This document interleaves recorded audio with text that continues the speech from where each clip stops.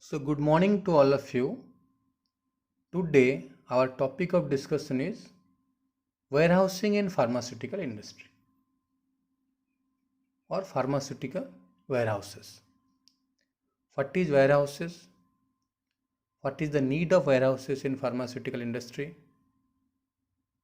How they are maintained? Everything will be covered in this topic. Warehousing in pharmaceutical industry. Coming to the first slide, introduction. What is a warehouse? Warehouse basically it is a place where all the goods are stored. And warehousing is nothing but the act of storing goods in a separate facilities which will be distributed later. It includes all the activities involving proper storage of goods in a large scale basis and in a very systemic and orderly manner. Next point, the main purpose of warehousing is to enable the fastest and easiest transport of drugs, medical equipments from supplier to the end users. Coming to the second slide, what are the specific objectives of warehousing? First point, to provide timely customer service, easy identification of goods, keep track of each items so that they can be easily tracked whenever required. It provides a very good communication link with the customers, or in turn it also acts as a feedback system. It minimizes the total physical effort and the cost of moving goods in and out of storage. That means the transport cost of the company can be controlled if proper warehouse facility is maintained. Continuing, price stabilization, which again lead to continuous production. And last one is maintenance of record. From the record of warehouse, obviously the company get the idea how much amount is in the store, if any returned goods are there from market, if any rejected materials are there, what is the purchase or amount of purchase materials. So every type of the information that can be got from the record of warehouse. So in turn it also helps to maintain a continuous production inside the industry and also to improve the quality of the product. Next, what are the characteristics of ideal warehouse? So, an ideal warehouse should possess following characteristics. First one is it should have convenient location, because obviously transportation facilities should be there. From the storage area or from the warehouse, transportation should be easier. There is easy transport of the materials in and out of the warehouse. So first point is convenient location where transportation can be easy. Number two, availability of mechanical appliances to load and unload the goods. Adequate space should be there for proper storage of different types of materials. Cold storage facility should be there. This is very common. Proper arrangement for protection. All the goods needs to be protected from the external environmental factors, from the wear and tear. Sufficient parking space should be there. Security arrangement should be there 24/7. And last one is the latest firefighting equipments. So these are the common criteria or common characteristics of a warehouse, not only for the pharmaceutical warehouse, any type of the government private sector warehouse, these factors are very important. Next, coming to stages of warehousing. There are mostly following stages. First point is the purchase of pharmaceutical product. All the purchase materials that should be received there, properly checked, record is maintained. Then from the store, so they are issued to the production area. Number 2, storage of finished products. So obviously after production and packaging, the materials before dispatch, they are stored in the warehouse. Proper records are also maintained there. After that, from the warehouse, they are transported to outside, distributed to outside through suppliers.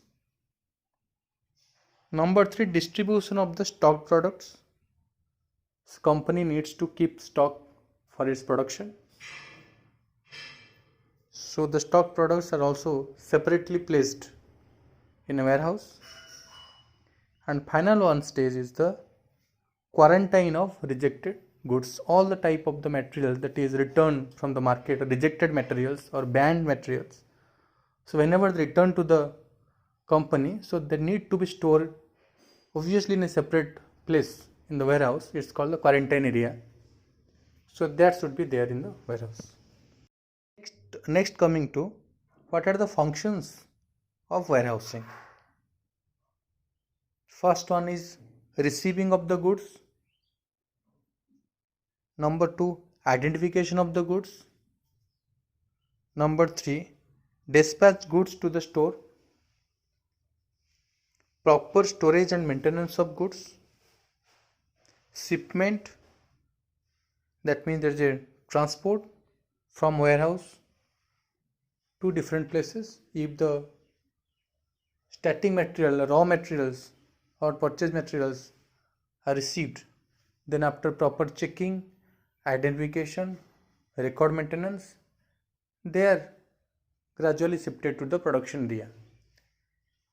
Similarly, the finished products, according to the requirement, so they will be shifted to different places.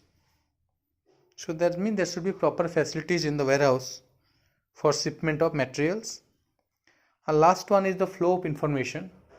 So obviously, as I said, the proper record in the warehouse or proper information in the warehouse is a very important criteria in the industry, because from that the industry gets the clue what is the amount that has been stored, whether the production should be continued or not, what is the amount of stock, what is buffer stock, if there is any scrap, if any rejected or returned materials are there. So every type of the records, those are maintained in the warehouse, and those are very important for the continuous production as well as to maintain the quality. So these are the basic functions of warehousing. Next slide, principles of warehousing.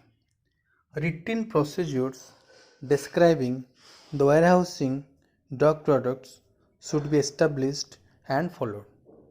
That means for every act in the industry, that should be standard operating procedure.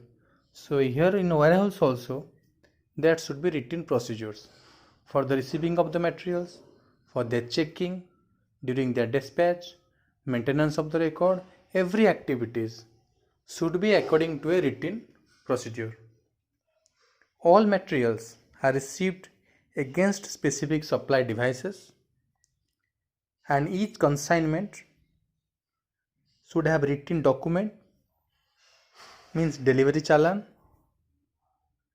Materials must be received only by the concerned persons or the authorities. After receiving the materials, First, they should be checked for cleanliness, and next is package integrity. This is most important. That is the integrity of the primary package or secondary package. First, it is checked. If any minute problems or damage to the secondary packaging materials are there, or any tampering if found in the primary package, so that should be immediately reported to the higher authority. That means the materials should not be allowed to the warehouse during purchase of materials. All the type of the damaged containers are separated, and all such reports are sent to higher authorities immediately without any delay. So these are the general principles of warehousing during receiving of the goods.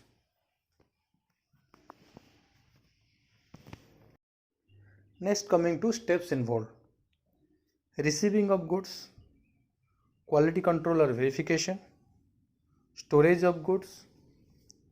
Next point is control of stock movement, documentation flow, procedure to detect and deal with stock losses. Last one, management of rejected or unwanted or obsolete materials. As I said, such type of materials are also stored in the warehouse, obviously in a separate area. If any material rejected or returned from the market to industry, so the proper record is maintained.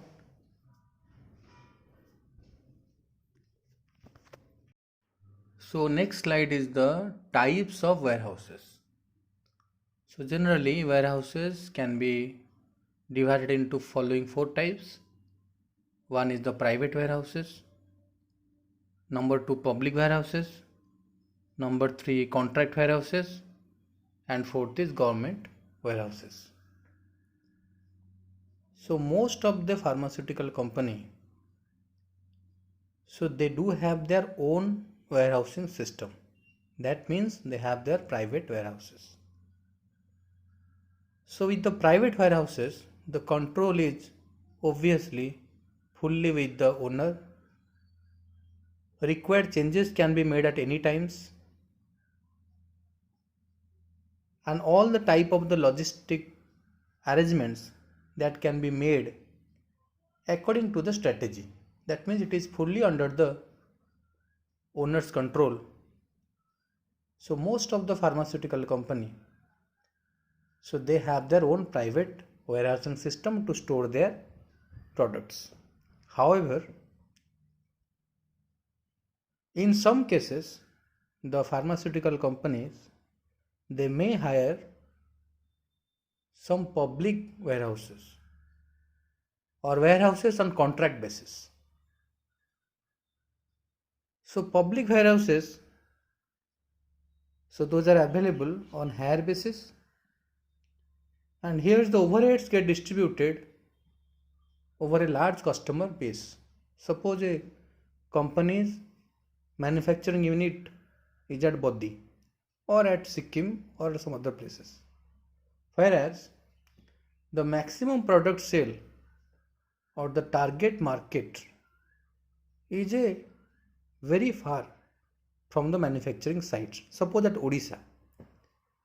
That means the main warehouse that will be in the campus where the parent manufacturing unit is there, whereas the company may hire or may take a warehouse on contract basis in other places, for say in Odisha, just to store its goods before the dispatch. So the product will be manufactured there. They will be transported from the warehouse in the manufacturing unit and comes to this private or contract warehouse for storage for some period of time. After that, so they will be distributed or dispatched to the market or to the suppliers. So public warehouses mostly those are available to companies on hire basis. Similarly, there are contract warehouses, there are government warehouses also. And government warehouses are mostly meant for the storage of medicines or drug products. Those are meant for government supply. As you know, in government hospitals or primary healthcare centers, there are many medicines available with affordable price, and even some are available freely without any cost. So those are the government supply medicines. So there are some pharmaceutical units or manufacturing companies are there. So they have direct collaboration with the state government. So they produce the materials only for government supply. So naturally after the production, these materials are stored in government warehouses and from there distributed to different hospitals or health centers. So this is only meant for government purpose. This cannot be used by the private companies. Next, coming to ideal warehousing strategy. So what should be the ideal strategy for warehousing generally adopted by the company? So here it has been given that full warehouse utilization throughout the year is a remote possibility. Generally, the full capacity of the warehouse is not utilized throughout the year. Only 75 to 85% of the time the whole facilities are utilized. Rest 15 to 20% of the time, so these are remain unutilized. So in peak hours or in peak season, when the demand is higher, when the supply of the medicine is higher, at that point of time the pharmaceutical companies usually hire some public or contract warehouses.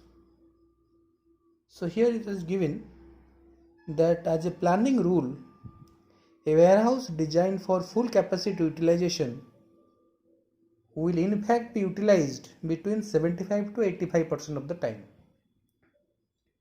So in peak requirement period, this 15 to 25% of the time where the requirements is very higher or when there is a higher demand for particular or specific medicine, so that point of time they may hire some other warehouses or the public or contract warehouses for some period, and after that phase is over, the materials can again be stored in the warehouses. So that means there is no need to build a very big warehouse where maximum portion remain unutilized or remain vacant for the whole year.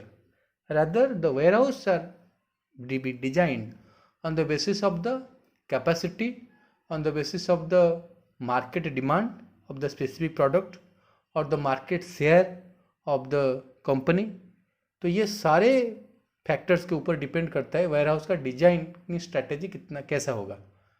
Weather it is a very big warehouse, whether the size और design of the warehouse.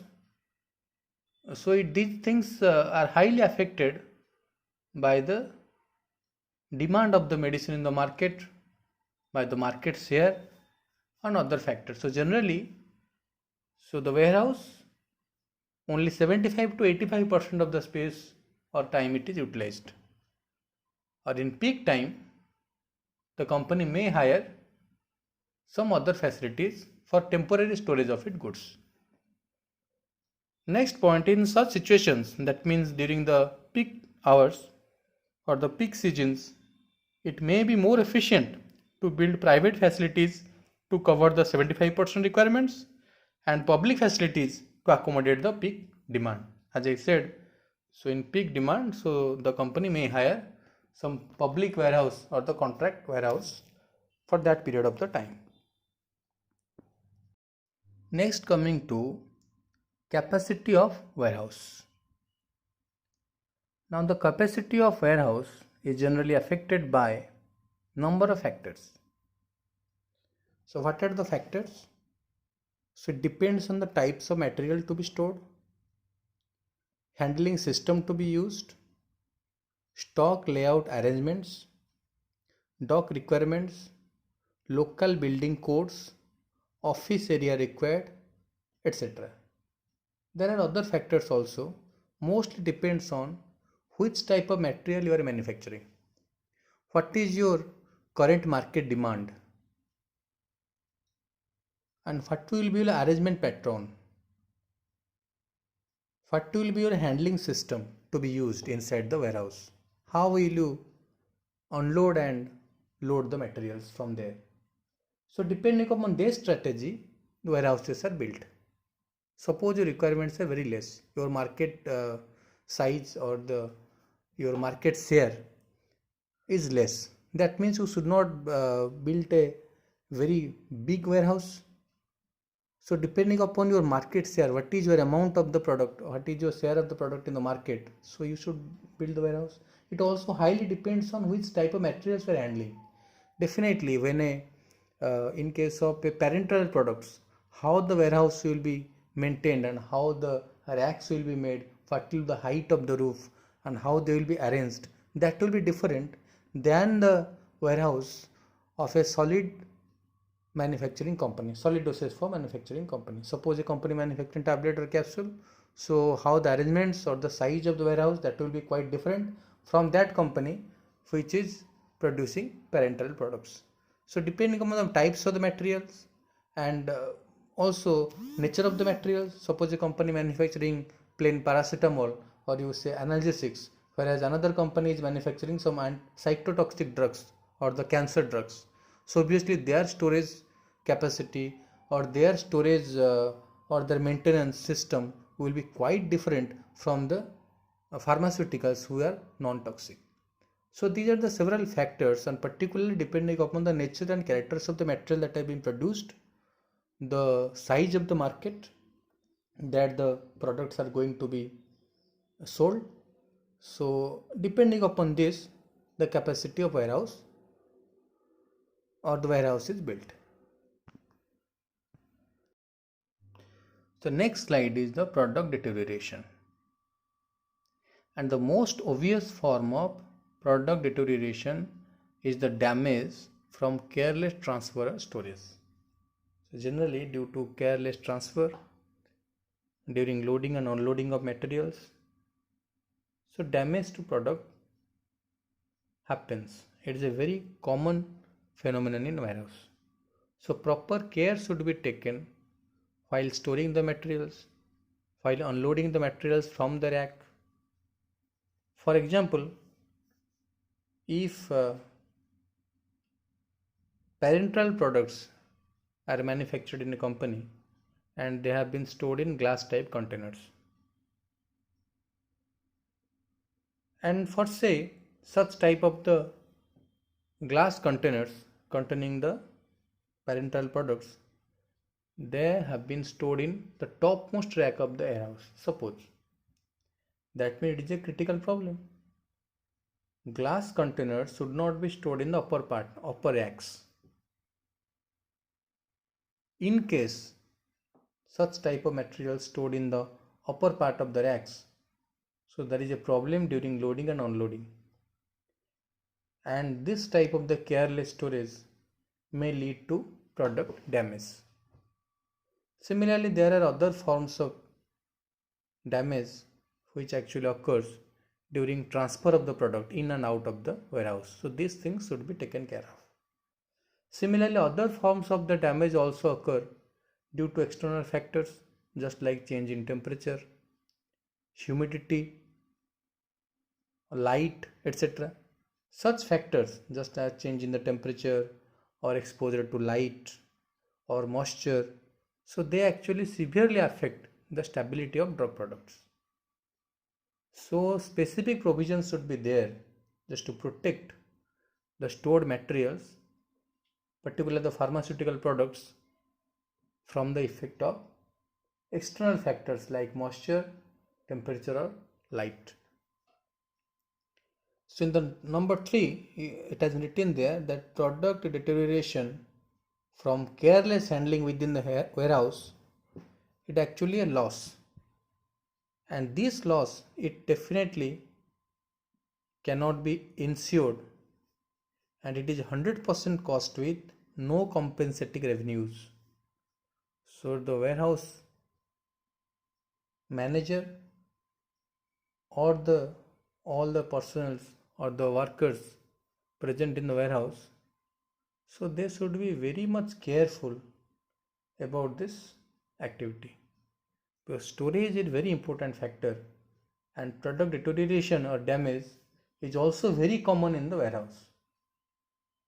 So storage is a factor, but store it properly for the entire period of time, it is also another challenge.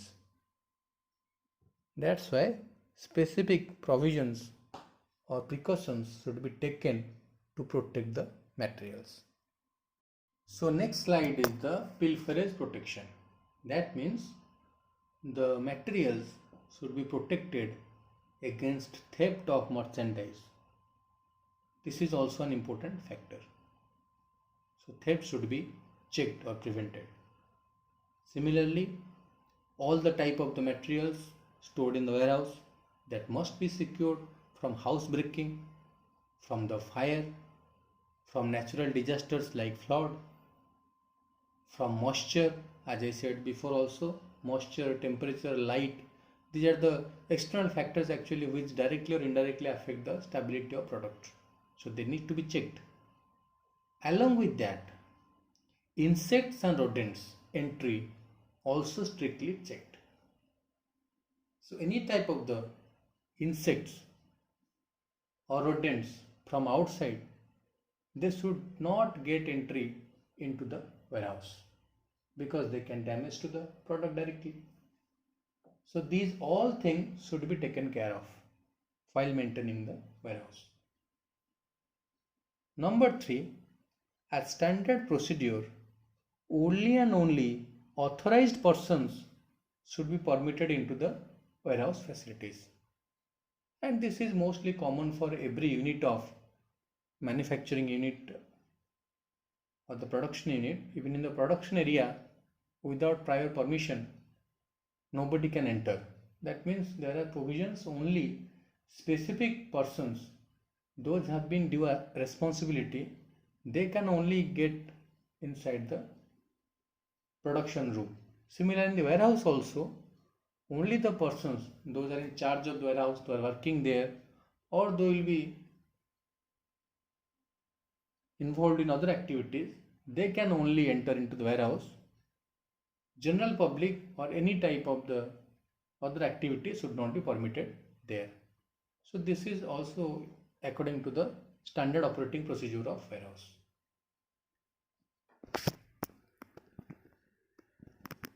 Slide. Here you see just a picture of a typical pharmaceutical warehouse is given. Obviously there are different types of the warehouses. This is just an example how the materials are being stored in a warehouse. You see there are the bigger racks are there in both the sides.